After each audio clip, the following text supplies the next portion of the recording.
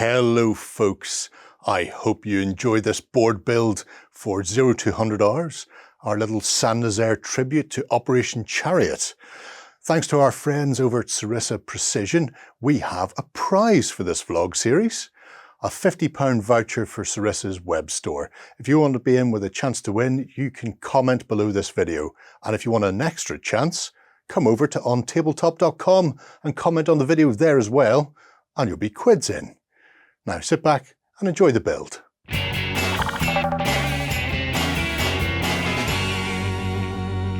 Hello folks. Today me and John are going to be talking World War II boards for games like 0 to 100 hours. Because I've been painting these guys up to get some games in. So there are some commando/airborne and some German sentries on their way in the not too distant, but I felt like having a bespoke board. And then I remembered that there was this board. Languishing, I think is the right word, John. Yeah, languishing. This hasn't been used in quite a while. Yeah, long time. I remember back in my youth when I was watching the Beasts of War.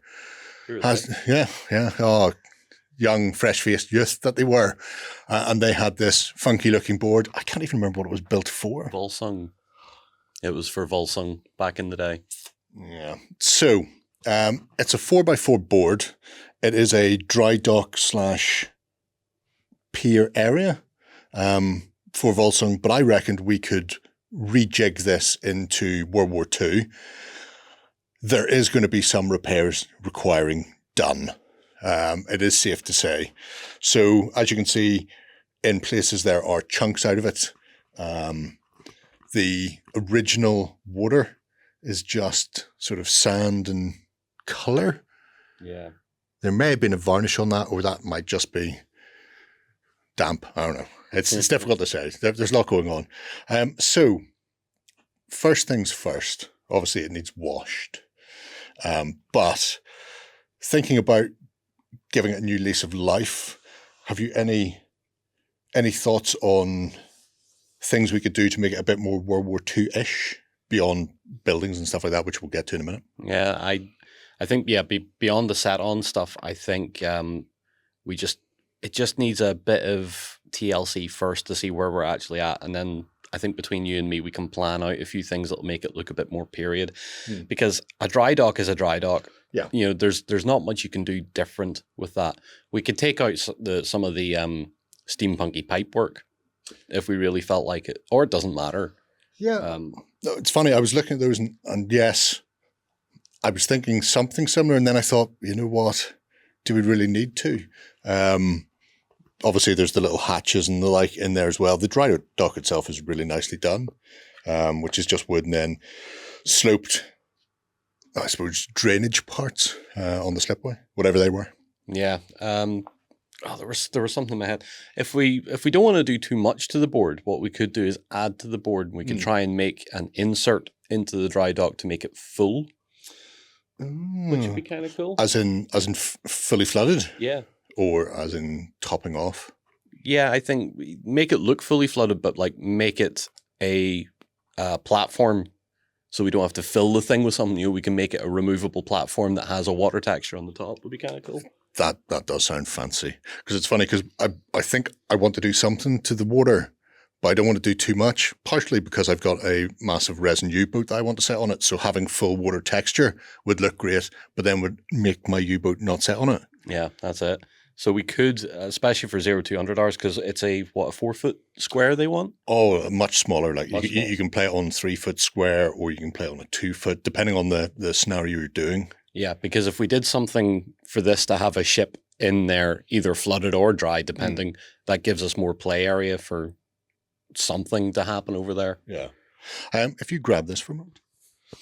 I will grab this for a moment. Don't know what to do with it. I'm not trained. Okay. You're thinking of removing the water. I'm also thinking of removing the water. I like the idea of flooding. I don't see any reason why we can't do both. This area down here, this jetty that goes off to nowhere, it would mean we'd have to trim that down, but it's already bust as it is. So cutting this flush to the waterline means that we could insert this piece and have it go all the way across. So we could potentially turn this into something different if needs be. Or we could lean into that and be a bit like the mole at Dunkirk and have something at the end of it, perhaps. Lean into the fact that wall's there, and if we want to start cutting, we're going to maybe do it wrong because we're idiots and we might just overcut it. That's true. Well, yeah, I'm trying to think what we could... Well, I'm sure there's various things we could stick in there if needs be. It's just because we had that footage of board sitting. I'm going, well, that's a viable option to chuck in there anyway. But if you put that concrete insert there to remove that water, what we could do along this wall, instead of a complete repair job, is we could make, I'm going to say it again, another slot on walkway that went all the way out, suggesting there's something further on than that. Yeah, all of these are viable. We're probably going to have to sit down and do some doodling at some point. So there'll be some running repairs in this, filling things in and then re-edging the board, and obviously probably need to clean it so I can't write my name in the dust. Top-wise then, we want to come up with stuff that will at least fill this 3x3 to begin with. Yep. Then we can always extend into other areas depending on what we feel like doing with the board after the sort of running repairs have been done. We really don't have a huge amount of modern industrial, and by modern I mean early 20th century industrial buildings, like the sort of stuff we'd want to see for World War II. We have a couple of bits from Battlefield Accessories in Australia. And when I say a couple of bits, we've got some lovely red brick wall, which will be used because it's nice. However, we don't have a huge amount of it. And then there's one sort of concrete factory, which looks like it's already been hammered. Sans roof. Yeah. No, we can put a roof on that. That's easy enough via the medium of some form of corrugation. And there's a couple of different ways we can do that. But there's obviously examples in here as far as MDF stuff goes. But I'm not sure even with that where we're going to go. I have an idea. Mm-hmm. And it's going to be for some of the older members of the audience. So, people our age, really. Did you play Medal of Honor? Yes. Did you play Medal of Honor Underground? No. Okay. There's a level in that where you, I think it's either Medal of Honor or Medal of Honor Underground, where you assault a U-boat in a dock. And it's exactly like this. The U-boat sat in the dry dock. Mm-hmm. You're fighting through, and there's all I remember is there was always a big gantry that came up and across over the top of the U-boat and over the dry dock. Okay. Given height as well. Yeah, given height as well as our playable ground area. And every time I look at this and think about it, I'm like, it's closer to, we could look at that level as a bit of inspiration to see where to go and then look for terrain that might match that up somehow. Yeah. I'm sure there's plenty of screenshots and like about as well that we can just pilfer to just blatantly rip off. Yeah. Because I have absolutely no problem with using that as a model for what we're going to model. There are some in 0 to 100 hours, there are some various types of industrial-like buildings which are relatively easy to make if we don't go for actual MDF kits or 3D buildings or anything like that.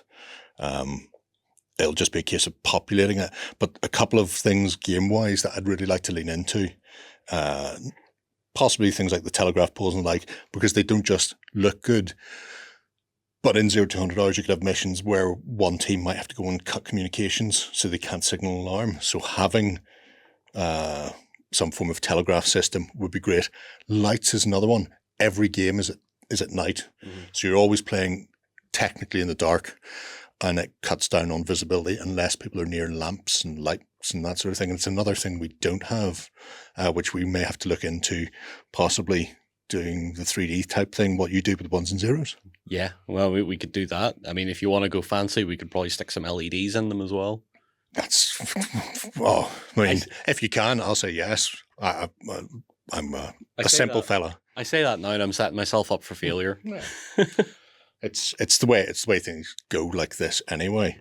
But yeah, the initial plan is to work on a 3x3 dockside set of terrain that we can use for some initial games of 0 to 100, and then via the medium of set-ons and the like, this could be expanded to a 4x4, which might let us play some urban war bolt action games and stuff like that as well, where it's very tight and claustrophobic. So that's our plan. If anybody has any ideas or suggestions for buildings, obviously I've got the Saint Nazaire books at home, so I will be going for every main target they had to hit: pump house, alarms, main gates, little ACAC and emplacements and things like that, possibly on top of buildings. We should probably have maybe one of them could be at the end of that. A little ACAC in place. But anyway, yes, if you've any ideas, chuck them below. If you've any suggestions of places to look for lights, here we could use those quite happily for telegraph. I imagine we've enough of them. But yeah, lights, buildings, gantry, dry docks, any of those, let us know. Otherwise, I'm going to be breaking out the foam card, and John's going to be into the Thingiverse like a legend. So yeah, check back with us soon, and we'll see where we've got to. Hopefully it's not just knocking bits of polystyrene out. Go ahead and check out our other content on screen now. And while you're at it, why not hit subscribe and remember to ding our dong. Go on, you know you want to click it. Go on.